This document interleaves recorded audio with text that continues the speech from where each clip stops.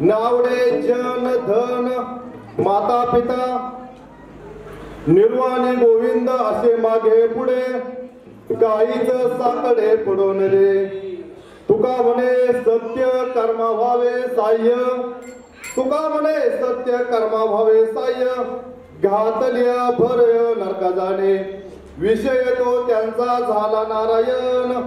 नावडे जन धन माता पिता पांडुरंगा करू प्रथम नमन, पांडुरंगा करू प्रथम नमन, पांडुरंगा करू प्रथम नमन, पांडुरंगा करू प्रथम नमन, पांडुरंगा करू प्रथम नमन,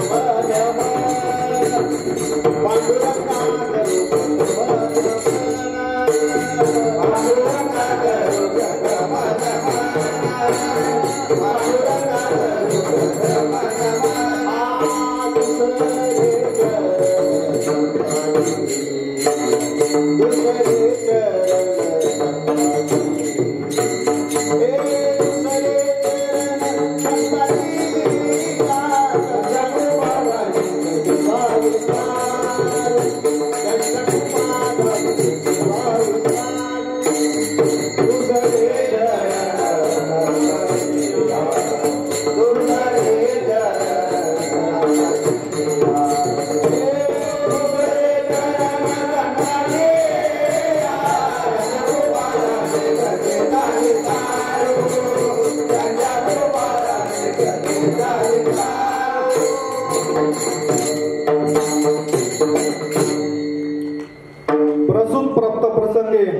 कीर्तनरूपी सेवेकरता निवडलेला अभंग संत तुकाराम महाराज देवनिवासी जगद्गुरु यांचा 4 चरणाचा सुंदर असा अभंग सेवेसाठी निवडलेला आहे. या अभंगाचा जर सरळ भावार्थ पाहिला तर तुकाराम महाराज सांगतात, भक्त कसे असतात, भक्तांच्या जीवनामध्ये काय बदल होतो, सद्गुरु प्राप्ती झाल्यानंतर, सद्गुरूची भेट झाल्यानंतर साधकामध्ये काय बदल होतात हे अभंगातून सांगितलंय. तुकाराम महाराज म्हणतात, भक्त आईसे जाण जे देही उदास, भक्त हे देहावर उदास असतात. कारण त्यांना कळलेलं असतं हा देह नाशिवंत आहे, या देहाचा एक दिवस नाश होणार आहे आणि जी अमर वस्तू आहे, जी काय ओतप्रोत भरलेला भगवंत परामर्थ आहे तोच अविनाशी आणि आपण त्याचे हे त्याला सद्गुरूच्या कृपेने कळल्यामुळं ते आपल्या देहावर उदास होतात. भक्त आईचे जाणच येते उदास गेले आशा पास निवारणी. तुमच्या जीवनामध्ये काय तुम्हाला आशा असन, पाच असन, काही इडापडा असतील त्या सर्व देहाला आहे आणि ते देहापुरताच मर्यादित राहतात. म्हणून ते सांगतात, भक्त आईचे जाणच येते ही उदास गेले आशा पास निवारणी. विषय तो त्यांचा झाला नारायण, त्यांचा विषय नारायण झालेला असतो. प्रपंचातल्या या गोष्टी त्यांना पोकला वाटतात, प्रपंच फक्त ते जीवन जगण्याचं साधन म्हणून वापरतात, पण त्यांचा खरा विषय नारायण झालेला असतो. विषय त्यांचा झाला नारायण. नावडे जन धन माता पिता. पुढे ते सांगतात, त्याला जन आवडत नाही, धन आवडत नाही, माता पिता सुद्धा आवडत नाही. का आवडत नाही तर ते ह्या भौतिक जगा देह दृष्टीने पाहते नाही, ते तत्व दृष्टीने पाहतात. प्रत्येकामध्ये भगवंत भरलेला आहे, त्याच्यामुळे हे आवडायचं ते आवडायचं हा विषय काहीच राहिलेला नाही, सर्व एक दृष्टीने पाहतात. नावडे जन धन माता पिता निर्वाणी गोविंद असते मागे पुढे, त्यांच्या मागे पुढे भगवंत सतत उभा असतो. काहीच साकडे पडून दे, त्यांच्या जीवनामध्ये कसलाही साकडं आणि अडचणी ते पडून देत नाही. पुढे ते सांगतात, तुका म्हणे सत्य कर्मावे साह्य. तुम्ही सत्य कर्माला साह्य व्हा, आणि सत्य कर्माला जर साह्य झालं तर काय व्हावं लागेल, नाही साह्य झालं तर घाती अमर नरक जाणे. विठ्ठला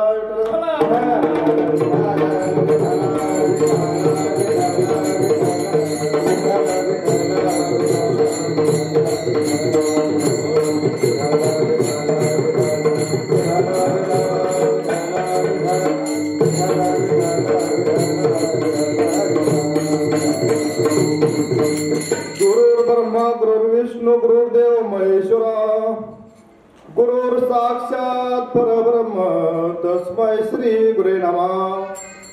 ज्या ज्या ठिकाणी मन जाय माझे, ज्या ज्या ठिकाणी मन जाय माझे, त्या त्या ठिकाणी निजरूप तुमचे मी ठेवितो मस्तक ज्या ठिकाणी, ते ते सद्गुरु पाय तुमचे दोन्ही. गुरु थोर मानावा की देव थोर मानावा, आधी नमस्कार कोणाशी करावा. मला वाटते सद्गुरु थोर मानावा, आधी नमस्कार याशी करावा. ओम नमो ज्ञानेश्वरा.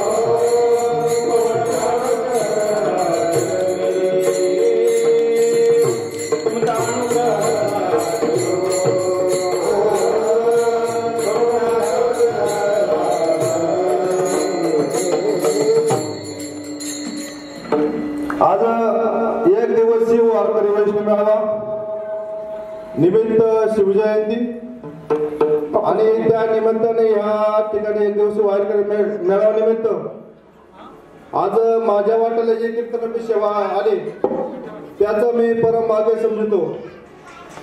आणि प्रथम ज्या सज्जनाने हा योग घडून आणला सत्संगाचा, कारण आपण जो आनंद घेत आहे या आनंदाचं श्रेय सगळं ज्या कार्यकर्त्याने हा योग घडून आणला त्यांना जातं. कारण तुकाराम महाराज तुका म्हणत होते कर्म वय साह्य घायले घातली भयन अर्थ जाणे, साध्य कर्माला साह्य होण्यासाठी सद्बुद्धी लागते. म्हणून या सज्जनाने जे कार्यक्रम घडवला त्यांना पुन्हा एकदा धन्यवाद देतो आणि आपल्या सेवेला सुरुवात करतो. वास्तविक आता माझ्या जीवनामध्ये सद्गुरु बिलाडप्पा आले आणि माझं जीवन उजाळून निघालं. ते या ठिकाणी मी थोडं मांडायचा प्रयत्न करतो. वास्तविक आता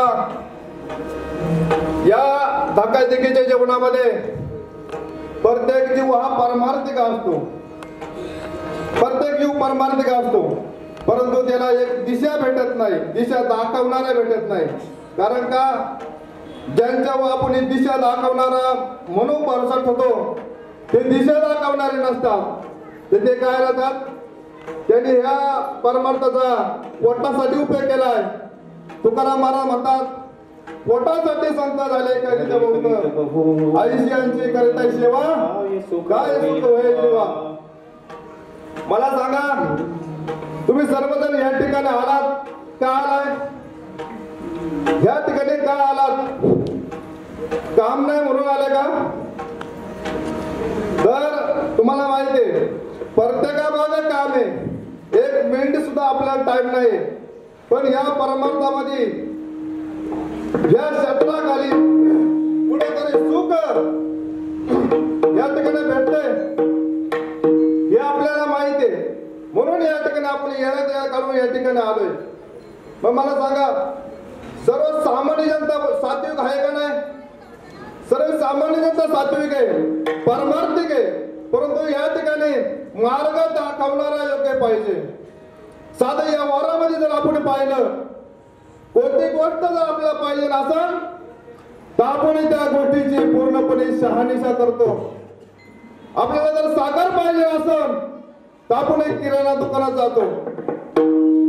आजारी पडलो तर आपण दवाखान्यात जातो. कसं होतं कधी आजारी पडल्यानंतर आपण किराणा दुकानामध्ये गेलो, भाजीपाला लागला तर भाजी मार्केटमध्ये करतो, पण या ठिकाणी मात्र सर्वसामान्य जीवाला गरज आहे ते सुखाची, पण सुखाचा पत्ता मात्र कोणाला माहित नाही. आणि ज्याला माहित आहे ते सांगायला तयार नाही. साधू संत सांगतात सुख वसे एकटाई बहुपाई संतांच्या, सुख हे संतांच्या पायाजवळ.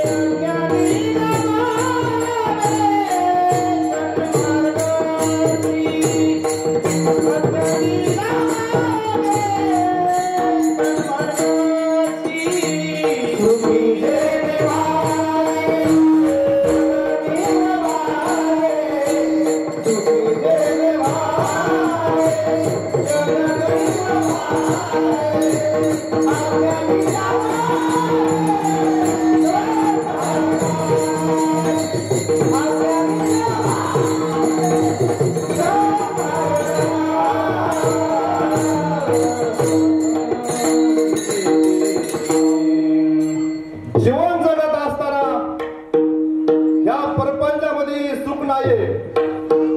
या प्रपंचामध्ये जेवढं आपण सुख शोधायचा प्रयत्न करू तेवढं दुःख त्याकडे होणार आहे. सुख पाहता पाहिजे दुःख पर्वत एवढे. जव नावाची एक बी आहे, ती बी जर हातावर जर घेतली ना तशी बळद पाहावं लागते, एवढी लहान असती. आणि ती जर खाली पडली तर परत गवसणार नाही, एवढी लहान ती जवाची बी. आणि एवढंच या संसारामध्ये सुख आहे, दुःख मात्र पर्वत एवढे.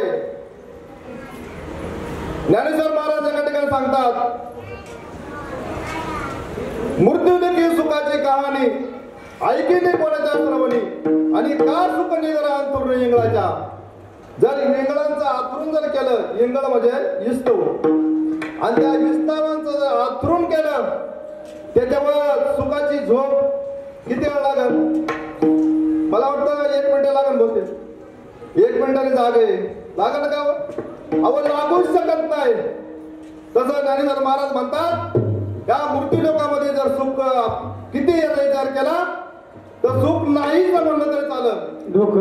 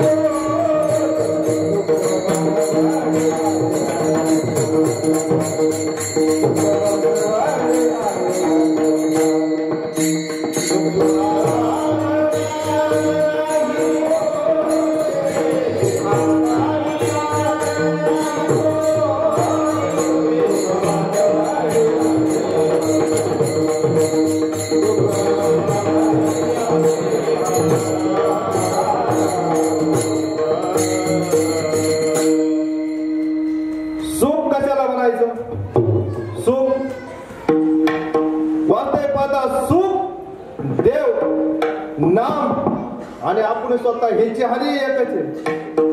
या चारही एकच आहे. मला सांगा मग हे चारही एक आहे म्हणून चारहींचे लक्षण सारखेच असते का वेगळे असते?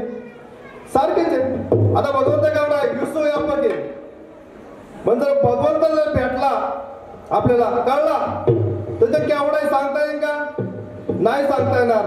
त्याचं सुख जर आपल्याला भेटलं तर ते सांगता येईल का? हो सर्व सुखाचे आगर बापर तुम्हारे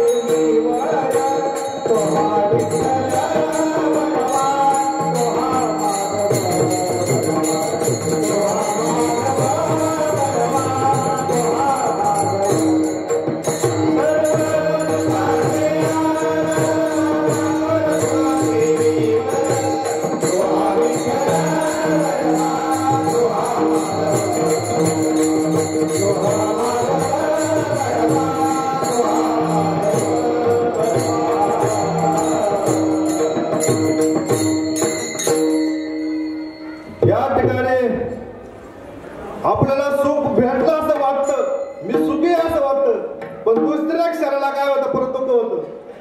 मग ज्या अर्थी आपल्याला सुख भेटलं आणि परत दुःख झालं यार ते आपल्याला सुख भेटलं नव्हतं, फक्त मी सुखी झाले असा भास झाला. आता या ठिकाणी जर खरा विचार केला तर हा मनुष्य खरंच दुःखी का हो?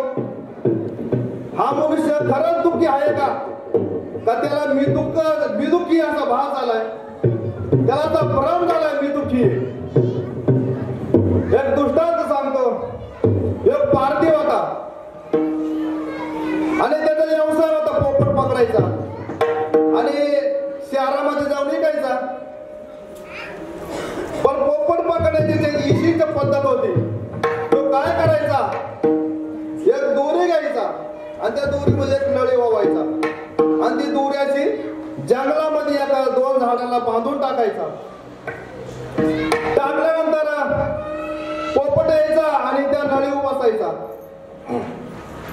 नळी उभारल्यानंतर काय व्हायचं, त्या पोपटाच्या वजनाने ते नळी फिरायची आणि पोपटाचा उलटा व्हायचा, त्याचं डोकं वर व्हायचं आणि वर डोकं झाल्यानंतर त्याला ही जमीन मात्र दिसत नव्हती आणि त्याला असं वाटायचं ही जमीनच नाहीशी झाली की काय. आणि आता ही नळीला जर मी सोडून दिलं तर मी काय होणार, पाडणार आणि मारणार. त्या भीतीने तो काय करायचा, त्या नळीला घट्ट पकडून ठेवायचा आणि पारधी यायचा त्या पोपटाला अलगद पकडायचा, तरी सुद्धा ते पोपट त्या नळीला सोडायला तयार नाही. मग ते पारधी एक पायी त्याचा काढायचा आणि त्या पोपटाला पकडायचा. आता खरं सांगा, त्या पोपटाला खरोखर ते पोपट पडला होता का? त्याला भरम झाला, मी पडन मी मरण. त्याने जर विचार केला असता तर ते उडून जाऊ शकत होता. तसं या ठिकाणी मी दुःखी असं ह्या जीवाला भ्रम झालेला आहे. आणि साधू संत काय करतात, ह्या जीवाचा भ्रम काढण्याचं काम करतात. दिला मज सांगा ते